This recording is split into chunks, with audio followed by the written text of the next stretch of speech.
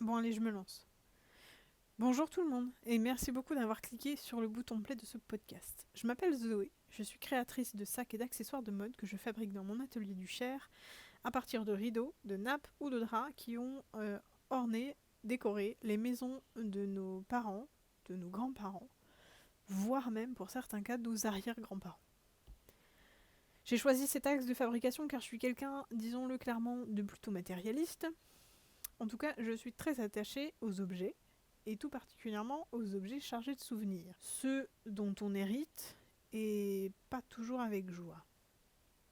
Aujourd'hui, je lance enfin mon podcast.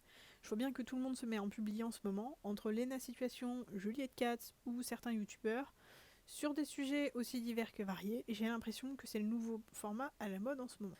Moi j'aime beaucoup parce que je trouve que c'est très très intime d'écouter quelqu'un sans le voir.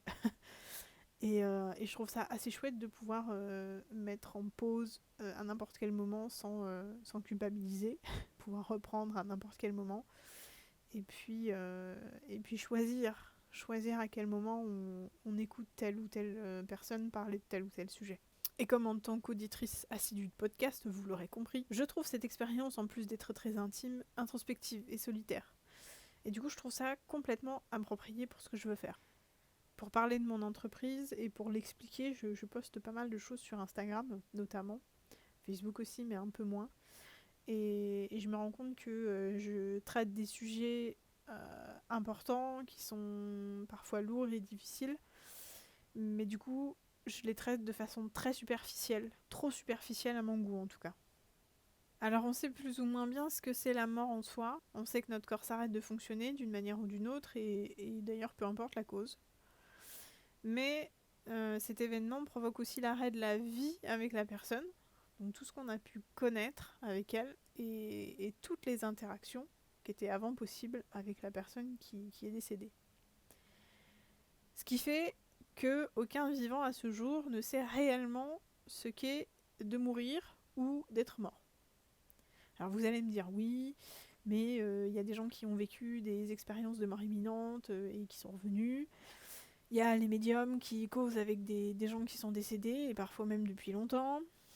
Et puis il y a même des passeurs d'âmes. Enfin, bon, il y a plein de, il y a plein de contre-exemples. Mais personnellement et pour le moment, je n'ai pas encore fait d'expérience de ce genre. Franchement, si ça m'arrive, vous inquiétez pas, je vous partagerai ça dans le podcast, c'est obligé.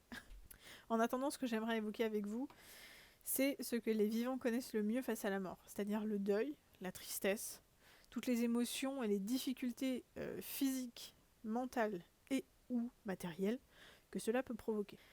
J'ai dû faire face à plusieurs reprises à la mort de mes proches dans des contextes et à des âges différents, notamment le décès de ma mère face à la maladie, mais on en reparlera un peu plus loin dans ce podcast. Je ne prétends pas être une experte en deuil ou en accompagnement, que ce soit des endeuillés ou des personnes en fin de vie. Je suis seulement une personne qui a galéré avec tout ça, c'est-à-dire avec la famille, avec la gestion des héritages d'un point de vue administratif ou matériel. Et j'ai galéré aussi avec l'idée de mort en elle-même, la souffrance physique et l'agonie des personnes que j'ai vues s'éteindre. Et mon objectif, c'est qu'ensemble, on prenne le temps de réinventer notre rapport à la mort. D'une part, pour en avoir moins peur, et d'autre part, pour être moins seul et trouver du réconfort dans un espace dédié. D'abord, pour ceux qui me découvrent avec ce podcast, il faut que vous sachiez qu'il est complètement en lien avec mon entreprise créative. Comme dit plus tôt, je fabrique des accessoires de mode et des sacs qui sont exclusivement fabriqués avec des tissus ou de la laine que je vais chiner en association ou que je récupère de multiples façons, c'est-à-dire une copine qui est en train de vider une maison parce qu'elle est obligée de la vendre ou parce qu'elle l'a achetée pleine et qui va se débarrasser d'un certain nombre de choses, en particulier les textiles tels que les rideaux, les nappes, les draps par exemple. Qui lui correspondent pas et qui, si moi je les récupère pas, partiront très certainement à la déchetterie. En fin de compte, je vais vraiment récupérer et utiliser que de la matière qui a déjà servi, qui a déjà été travaillée pour servir à quelqu'un d'autre. Et qui du coup est imprégnée, en tout cas à mes yeux, d'une part de vie, d'une part de souvenir que ces matières ont vu, ont soutenu. Je m'explique. Un tissu, Alors c'est pas nouveau pour vous, vous le savez, ça s'imprègne très facilement des odeurs.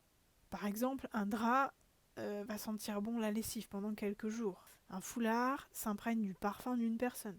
Et des rideaux vont accumuler les odeurs de pâtisserie, de repas de famille, de feu de cheminée, en tout cas de toutes les odeurs spécifiques au lieu où ils sont accrochés. Mais pour moi, ces matières, elles ne s'imprègnent pas seulement de ces odeurs factuelles. Elles s'imprègnent aussi des événements, des vibrations, et surtout quand elles sont restées en place pendant longtemps dans un lieu. Par exemple, un drap va s'imprégner des rêves et des cauchemars, des parties de jambes en l'air, des conceptions, peut-être même parfois des naissances, des fièvres et des larmes qu'il aura vues et recueillies dans ses fibres. Une nappe, j'imagine qu'elle aura goûté à toutes les meilleures spécialités d'une famille, mais aussi tous les conflits, les repas de famille, les Noëls, les fous rires, les jeux de société, les larmes. Et je pense que toutes ces réunions-là sont tissées dans la toile même de la nappe. Et quant au rideau, vous l'aurez compris, ceux qui sont dans la chambre auront vu bon nombre d'insomnies et de romans, et ceux qui sont dans les salons se seront imprégnés plutôt des soirées cinéma ou entre amis, des apéritifs, des fêtes d'anniversaire et de musique. On pense jamais à ces vibrations qui sont imperceptibles, mais c'est des traces qu'on laisse par notre passage quotidien dans notre environnement. Sur le moment, ça paraît complètement infime, mais toutes ces petites choses, elles se cumulent au fil du temps dans ce qui entoure les êtres vivants. On s'en rend jamais vraiment compte. Sauf peut-être le jour où on décroche cette paire de rideaux du salon de sa grand-mère, parce qu'il faut vendre la maison, et que d'un coup, les lieux deviennent différents, impersonnels, comme vidés de leur substance. Seul vous reste entre les mains cette paire de rideaux, ainsi que toutes ces choses que vous avez pu récupérer, et dont vous ne savez pas forcément quoi faire. D'autant que le linge de maison, on va pas se mentir, il est rarement à notre goût. Entre les velours épais aux couleurs cramoisies ou passées, les flanelles et les dentelles aux motifs floraux ou carrément psychédéliques, à mon avis, il est très rare d'avoir envie d'exposer la nappe de mamie aux magnifiques motifs de chasseurs sachant chasser, montrant la souffrance fatale d'animaux pris sur le fait. Et je vous parle de cette nappe parce que je l'ai vraiment eue entre les mains, et croyez-moi, ça n'a pas été simple à recycler. Pourtant, je suis attachée aux souvenirs. Je suis très sensible aux sensations, aux couleurs et aux motifs qui s'y rattachent. Et je sens que ces objets, souvent, ils sont donnés à des associations, ils sont même parfois apportés en déchetterie. Ils ont un potentiel énorme. Et du coup, c'est devenu naturel et logique pour moi de les transformer pour qu'ils s'adaptent en fin de compte aux héritiers. Au fur et à mesure de mes expériences personnelles et de mes recherches sur le sujet, en fait, je me suis aperçue que ce que je faisais, ça avait un sens tout particulier. En fait, je crée ce qu'on appelle en psychologie un objet transitionnel. D'habitude, on utilise plutôt ce terme pour parler des doudous dans l'enfance et la petite enfance, puisque c'est un objet qui va aider un enfant à gérer ses émotions, et en particulier celle de la séparation ou de l'absence d'un parent. Et j'ai découvert que ce concept s'adapte complètement aux adultes. C'était un peu une intuition de ma part au début, et en faisant des recherches, je me suis aperçue que beaucoup de psychologues en parlent, puisque finalement, les adultes aussi doivent faire face à l'absence d'un proche, tout particulièrement quand il s'agit d'un décès, puisque l'absence est définitive, et qu'un objet transitionnel peut être réellement utile pour soutenir l'endeuillé au travers de l'épreuve qu'il est en train de vivre. On peut pas dire que je crée des doudous pour adultes, même si la formule me plaît énormément.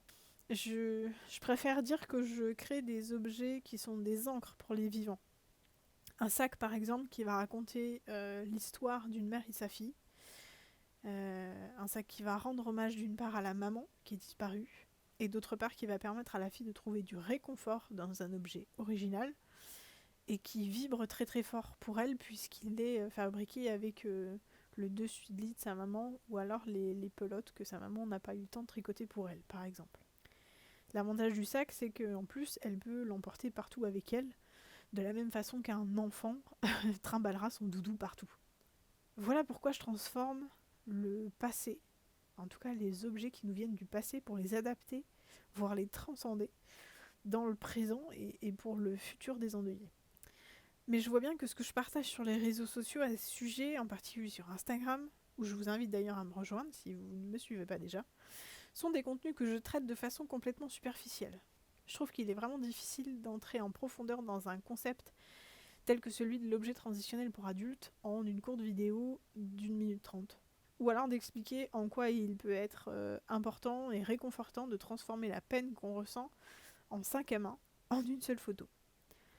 D'ailleurs, en parlant de transformer sa peine en sac à main, ce sera le sujet abordé dans le prochain podcast, puisque c'est vraiment sur ce post-là que j'ai ressenti le manque d'espace d'expression sur les réseaux sociaux et la difficulté de transmettre un cheminement complet de pensée et pas seulement le résultat.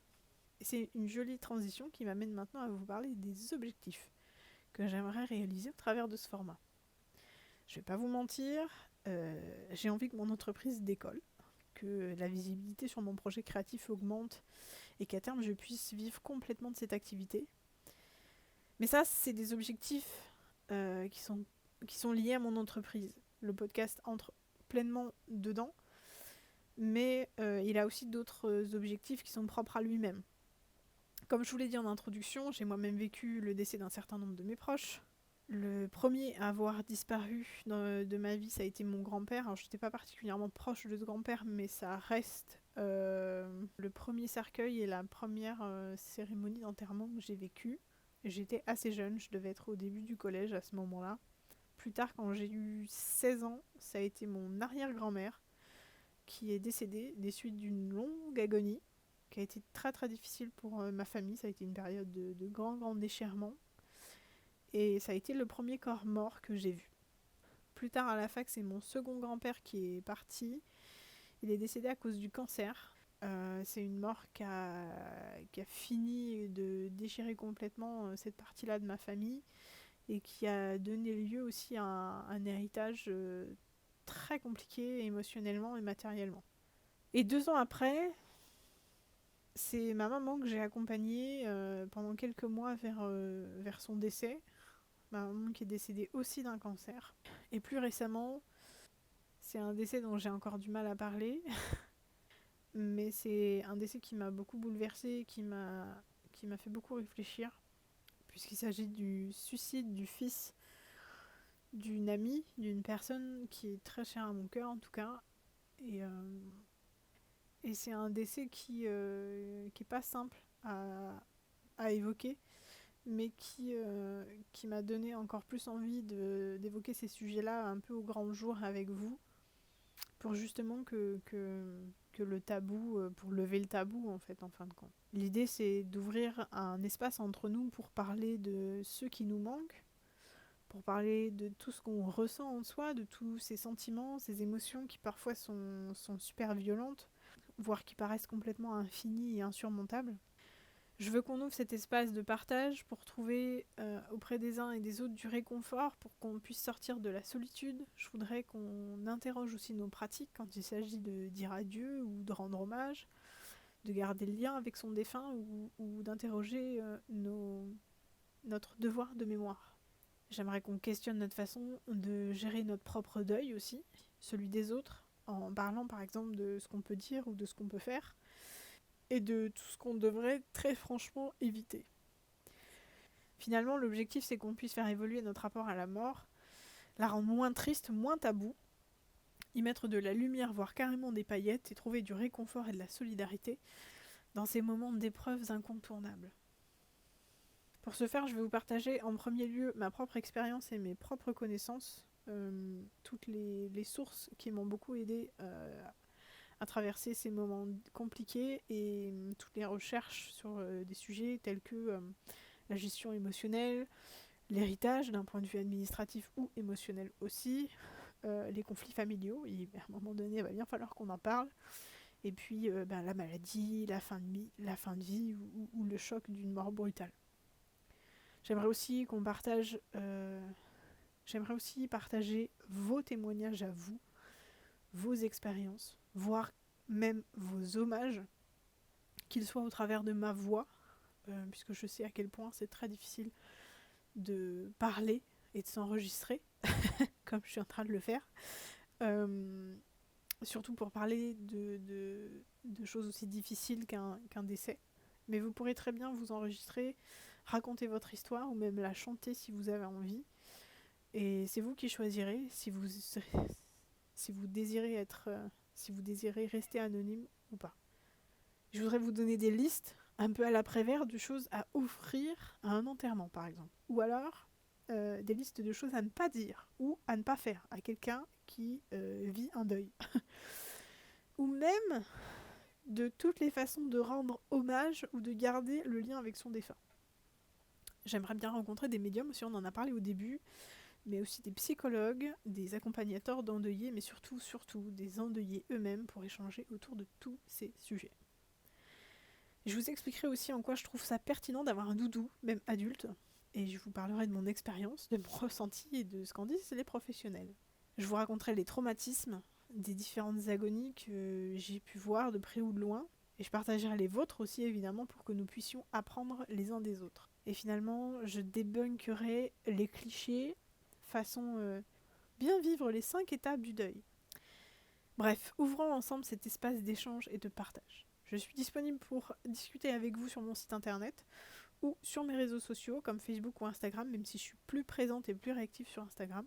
Si ce projet vous plaît et que vous aimeriez qu'il prenne de l'ampleur, faisons grandir la communauté des ateliers Soul en partageant ce podcast partout où vous pouvez et notez-le avec toutes les petites étoiles du ciel et de votre cœur sur les plateformes qui le permettent. C'était l'épisode de présentation du podcast Atelier Time, créé, réalisé, présenté et diffusé par moi-même, Zoé Bouillet-Rousselot, et mon entreprise créative Atelier. Prenez soin de vous et à très vite.